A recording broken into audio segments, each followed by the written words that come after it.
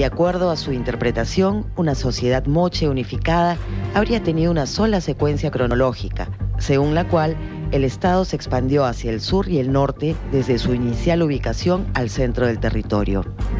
Luego, el Estado habría perdido control sobre esos territorios de expansión y reducido a su núcleo inicial. Finalmente, habría sido absorbido por una potencia extranjera.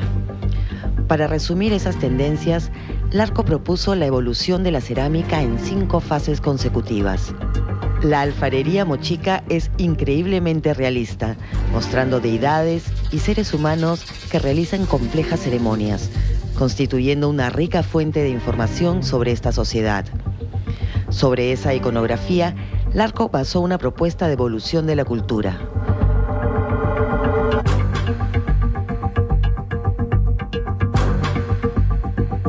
Hoy en día, la moderna investigación científica ha modificado parcialmente esta interpretación.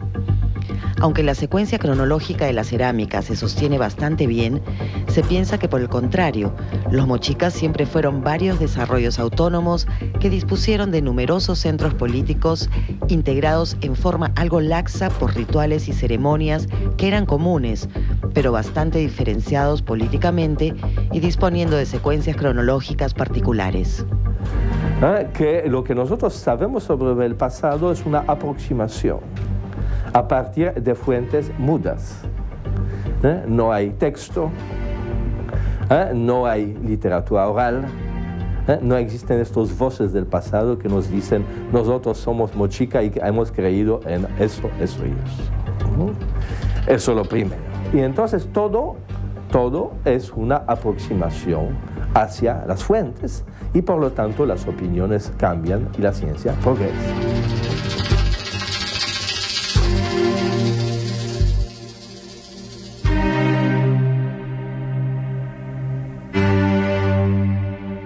Esta es la sociedad que verdaderamente innova, o sea, la que crea las nuevas estructuras sociales, la que pasa, ¿no es cierto?, de ser una sociedad de lo que llamamos cacicazgos a sociedades estatales, ¿no? Porque es la época en la que se innova la tecnología. O sea, hay muchas razones para que esta sociedad sea una suerte de laboratorio de lo que pasó.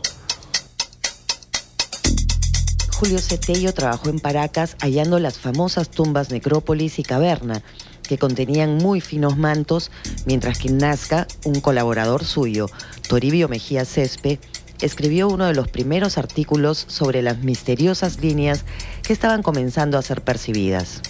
Poco tiempo después, el importante arqueólogo norteamericano John Rowe estudió la alfarería Nazca para plantear una secuencia cronológica de la cultura, basada en el análisis iconográfico. Del mismo modo que entre los mochicas, los Nazca crearon una fina cerámica que los distingue y singulariza, confiriéndoles una fuerte personalidad cultural. Si los mochicas eran escultores de la arcilla, los Nazca, por el contrario, fueron pintores de la cerámica. Los norteños usaron la alfarería para esculpir rostros, los famosos huaco-retratos, mientras que los Nazca simplificaron las formas de las vasijas para utilizarlas como superficie para pintar.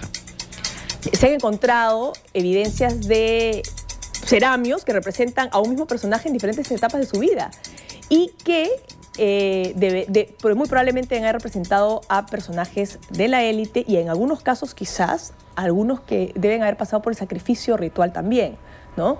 Y se han encontrado personajes representados, no solamente su rostro, sino el rostro y de repente en otra pieza el mismo personaje, pero en el momento en que estaba desnudo, amarrado para ser sacrificado, ¿no? Entonces, sí ha ido variando la interpretación de pensar que son más representaciones arquetípicas, ¿no? De repente de la cara de un señor arquetípico a ir viendo que efectivamente eran representaciones de personas de carne y hueso. No obstante la vigencia de estos estilos paradigmáticos, también hay importantes ceramios mochicas que son pintados y por encima de ello, la clave se halla en que unos y otros son suficientemente explícitos para fundar series y clasificar cronológicamente la secuencia cultural. Si algo tienen las sociedades andinas que es impresionante, es el hecho de que aquí no pudieron imitar a nadie, porque no eran parte del viejo mundo. ¿Te das cuenta? Es decir, un europeo que quería hacer cerámica tenía la posibilidad de inspirarse de los chinos, de los hindúes, de los egipcios de 2000 años, pero aquí no. Aquí la persona que quería hacer cerámica negra tenía que aprender a hacerla por su cuenta. Entonces, puede ser que muchas veces encontremos cosas parecidas, ¿no? Parecidas a lo que hay aquí, de lo que había en el viejo mundo, pero ciertamente los procesos que llevan desde cero hasta esos objetos parecidos suelen ser completamente diferentes. De este modo, las principales conclusiones, tanto de Rowe para Nazca como del arco para los mochicas, se mantienen vigentes y revelan la fuerza que aún conserva la interpretación arqueológica fundada en los restos materiales de alfarería. Un estudio reciente de Christopher Donan ha demostrado que se representan individuos a lo largo de su vida.